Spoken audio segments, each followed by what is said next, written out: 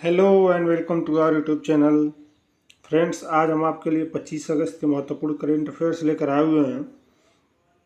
Video अगर आपको अच्छा लगा तो लाइक करें, चैनल को सब्सक्राइब करें और अपने दोस्तों के साथ शेयर जरूर करें, क्योंकि करेंट अफेयर्स आपके आने वाले किसी भी एग्जाम में महत्वपूर्ण भूमिका निभाएंगे। तो चलिए शुरू करते हैं।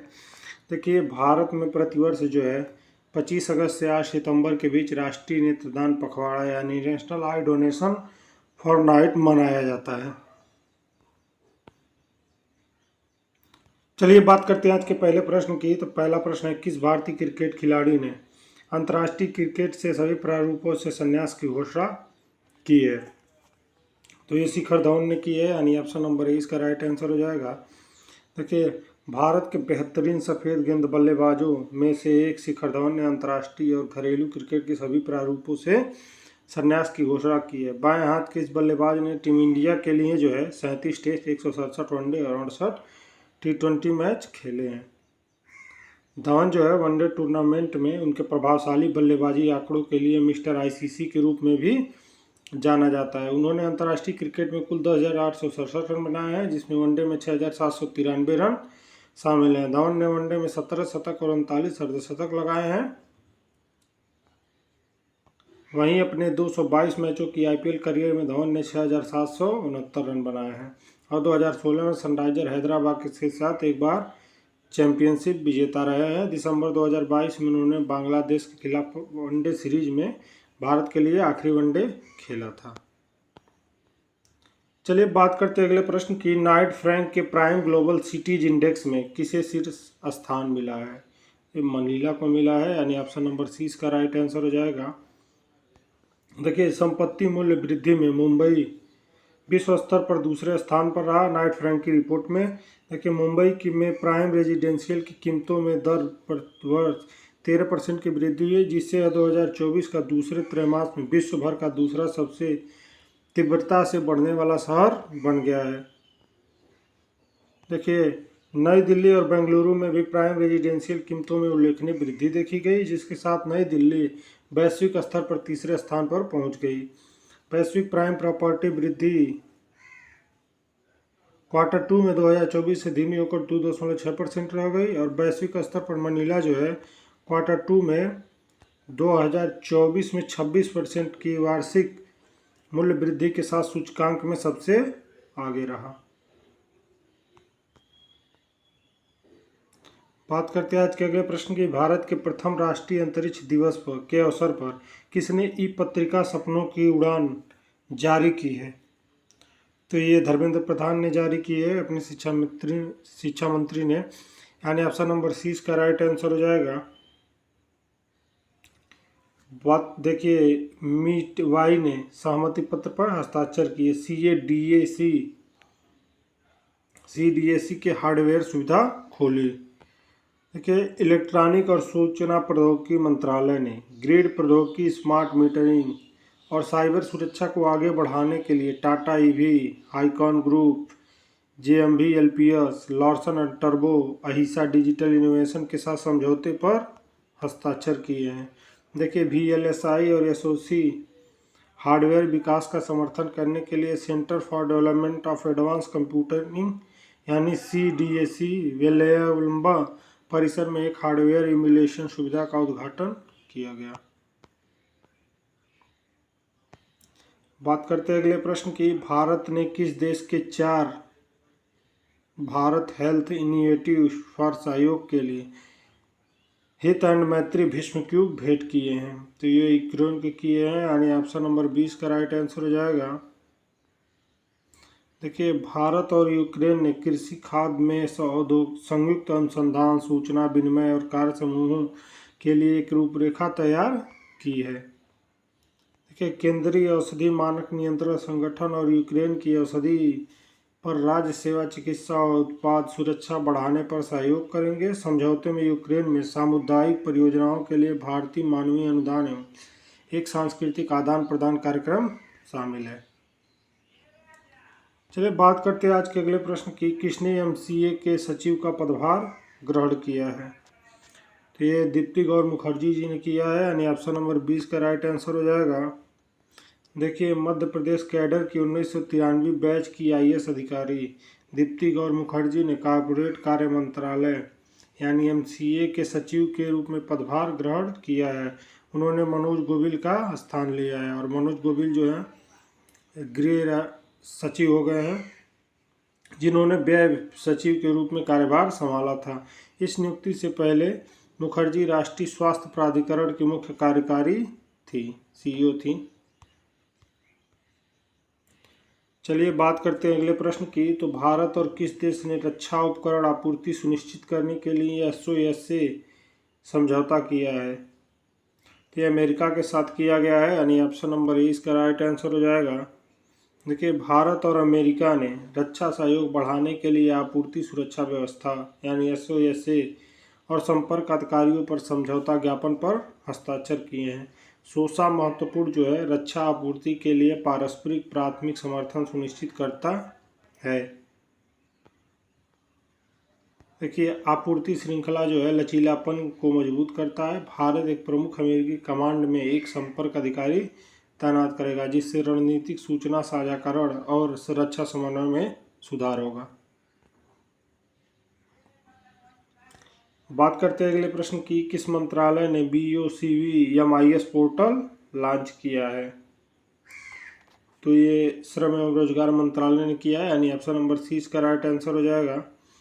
देखिए, श्रम एवं रोजगार मंत्रालय ने श्रम संहिताओं के लिए राज्य की तत्परता की समीक्षा करने और कल्याणकारी योजनाओं की प्रगति पर नजर रखने के लिए भवन एवं अन्य निर्माण श्रमिक प्रबंधन सूचना प्रणाली MIS की सूचना की शुरुआत की है। देखिए, 30 जून 2024 तक 5.7 करोड़ कार्मिक पंजीकृत हैं और 1.15 लाख रुपए उपकर के रूप में एकत्र किए गए हैं और कल्याण लाभों के लिए 66,000 करोड़ रुपए की से अधिक आवंटित किए गए हैं। बात करते हैं अगले प्रश्न की। किसने PM वाणी योजना के लिए दूरसंचार टैरिफ आदेश मसौदा जारी किया है? तो ट्राई ने किया है, यानी ऑप्शन नंबर 20 का राइट आंसर हो जाएगा। देखिए, भारतीय दूरसंचार नियामक प्राधिकरण ने उच्च इंटरनेट लागतों को संबोधित करने और योजना को अपनाने में सुधार के लिए PM वाणी के लिए एक मसौदा दूरसंचार निशुल्क जारी करने का आदेश दिया है। देखिए, PM वाणी जो है दूरसंचार विभाग द्वारा दिसंबर 2020 में देश के ग्रामीण और दूर दराज क्षेत्रों में जनता को सस्ती और उच्च गति इंटरनेट कनेक्टिविटी प्रदान करने के लिए लॉन्च किया गया था। बात करते हैं अब अगले प्रश्न की। तो किसने अपना पुनः प्रयोज्य हाइब्रिड रॉकेट RHU-MI-1 लॉन्च किया है? तो भारत ने किया है, यानी ऑप्शन नंबर डी इसका राइट आंसर हो जाएगा। देखिए, स्पेस जोन इंडिया ने ग्लोबल वार्मिंग और जलवायु परिवर्तन का अध्ययन करने के लिए 3 क्यूब सैटेलाइट और 50 पिको सैटेलाइट ले जाने वाला एक पुनः प्रायोज्य हाइब्रिड रॉकेट RHU-MI लॉन्च किया है। देखिए, यह रॉकेट जो है बिना किसी पायरोटेक्टिक के हाइब्रिड मोटर और सब ऑर्बिटल प्रक्षेपण पथ के लिए एक मोबाइल लॉन्चर का उपयोग करता है। आनंद मेघालिंगम के नेतृत्व में डॉक्टर माइस्वाली अन्नादुरई के मार्गदर्शन में जो है RHU-MI दक्षता के लिए तरल और ठोस प्ररोधकों को एकीकृत करता है। चलिए बात करते हैं अगले प्रश्न की। तो किस मंत्रालय ने शून्य खनन दुर्घटनाएं हासिल करने के लिए सुरक्षा पोर्टल शुरू किया है? ये कोयला मंत्रालय ने शुरू किया है, यानी ऑप्शन नंबर सी इसका राइट आंसर हो जाएगा। देखिए, कोयला मंत्रालय ने कोयला खदानों में सुरक्षा प्रबंध को बढ़ाने के लिए दुर्घटना और सुरक्षा ऑडिट मॉड्यूल को सुविधा के साथ राष्ट्रीय कोयला खान सुरक्षा रिपोर्ट पोर्टल की शुरुआत की है। देखिए, पोर्टल का उद्देश्य जो है त्वरित दुर्घटना रिपोर्टिंग और मजबूत सुरक्षा ऑडिट को सक्षम करके शून्य दुर्घटना विफलता रहित सुरक्षा प्राप्त करना है। यह पहल सुरक्षा उत्पादकता कल्याण में सुधार के लिए मंत्रालय की व्यापक रणनीति का हिस्सा है। चलिए बात करते हैं अगले प्रश्न की। तो किस देश का राइट टू डिस्कनेक्ट कानून लागू होने वाला है? तो ये ऑस्ट्रेलिया का है, यानी ऑप्शन नंबर डी इसका राइट आंसर हो जाएगा। देखिए 26 अगस्त से ऑस्ट्रेलियाई कर्मचारियों को काम के घंटों के बाहर अपने मालिकों को अनदेखा करने का अधिकार होगा, क्योंकि एक नए कानून में राइट टू डिस्कनेक्ट शामिल है। फरवरी में पारित यह कानून उन कर्मचारियों की रक्षा करता है जो काम के घंटों के बाहर अपने नियोक्ताओं के संचार की निगरानी करने, पढ़ने और जवाब देने से इनकार करते हैं। देखिए कर्मचारियों को अपने मोबाइल डिवाइस बंद करने का अधिकार देने वाले इस तरह के कानून फ्रांस, जर्मनी और अन्य यूरोपीय संघ के देश पहले ही कर चुके हैं। देखिए जब इस साल की शुरुआत में संसद ने यह कानून पारित किया था तो नियोक्ताओं समूह ने इसकी आलोचना की थी, जिन्होंने कहा था कि इसे जल्दीबाजी में तैयार किया गया है और जो है इसमें खामियां हैं। कानून कुछ परिस्थितियों में अनुमति देता है जहां किसी कर्मचारी का इनकार करने का अधिकार अनुचित है। जो भूमिका उनकी संपर्क का कारण और संपर्क कैसे किया गया जैसे कारकों पर निर्भर करता है। बात करते हैं आज के अगले प्रश्न की। किस राज्य सरकार ने 1 करोड़ से अधिक महिलाओं को सशक्त बनाने के लिए सुभद्रा योजना शुरू करेगी? तो ये उड़ीसा सरकार करेगी, यानी ऑप्शन नंबर सी इसका राइट आंसर हो जाएगा। देखिए मुख्यमंत्री जो है मोहन चरण मांझी ने महिला सशक्तिकरण के लिए सुभद्रा योजना को मंजूरी दी है। सुभद्रा योजना के लिए 21 से 60 वर्ष की आयु की महिलाएं पात्र होंगी। राखी पूर्णिमा दिवस और अंतर्राष्ट्रीय महिला दिवस यानी 8 मार्च पर 5,000 रुपये की 2 किस्तों में कुल जो है 10,000 रुपये प्रतिवर्ष भुगतान किया जाएगा। पात्र महिला लाभार्थी को 5 वर्षों में कुल 50,000 रुपये मिलेंगे। भुगतान सीधे लाभार्थियों के आधार सक्षम एकल धारक बैंक खाते में किया जाएगा। देखिए लाभार्थियों को जो है एक सुभद्रा डेबिट कार्ड भी जारी किया जाएगा। प्रत्येक ग्राम पंचायत और शहरी स्थानीय निकाय के अधिकतम डिजिटल लेन देन वाले 100 लाभार्थियों की पहचान की जाएगी। उनमें से प्रत्येक को अतिरिक्त प्रोत्साहन के रूप में 500 रुपये दिए जाएंगे। चलिए बात करते हैं अगले करंट अफेयर्स की। तो सौम्या स्वामीनाथन ने कार्यकर्ता कल्पना शंकर की आत्मकथा का विमोचन किया है। सौम्या स्वामीनाथन ने the scientist entrepreneur empowering millions of women नामक पुस्तक का विमोचन किया है। यह कल्पना शंकर द्वारा लिखी गई आत्मकथा है। आपको बताना है सौम्या स्वामीनाथन कौन है, आपको कमेंट बॉक्स में बताना है। देखिए यशवरा की अध्यक्ष और सीईओ स्वाति मार्टिन को इस पुस्तक की पहली प्रति प्राप्त हुई है। डॉक्टर सौम्या ने सरकार और समुदाय के बीच खाई पाटने की में गैर सरकारी संगठनों की महत्वपूर्ण भूमिका के बारे में बात की है। बात करते हैं अगले करंट अफेयर्स की। तो सेप्टिमियस अवार्ड्स 2024, ये देखिए अभिनेता मोहम्मद जीशान अयूब और अजय देवगन अभिनीत मैदान नीदरलैंड में सेप्टिमियम अवार्ड 2024 संस्करण के विजेताओं में से थे।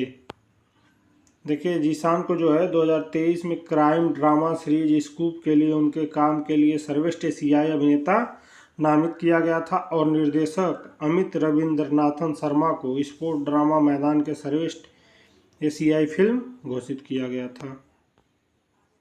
देखिए स्पेस जोन इंडिया ने मार्टिन समूह के सहयोग से भारत के पहले रीयूजेबल हाइब्रिड रॉकेट रूमी 1 का चेन्नई से प्रक्षेपण किया है। ये रीयूजेबल ऐसे है कि ये सैटेलाइट को स्पेस में छोड़ने के बाद वापस धरती पर सुरक्षित लौट आएगा। देखिए तिरुपति जिले के श्रीकालहस्ती से एक प्रतिष्ठित कारीगर वेलायुधम श्रीनिवासु वासुलू को वैश्विक मंच पर भारत का प्रतिनिधित्व करने के लिए चुना गया है।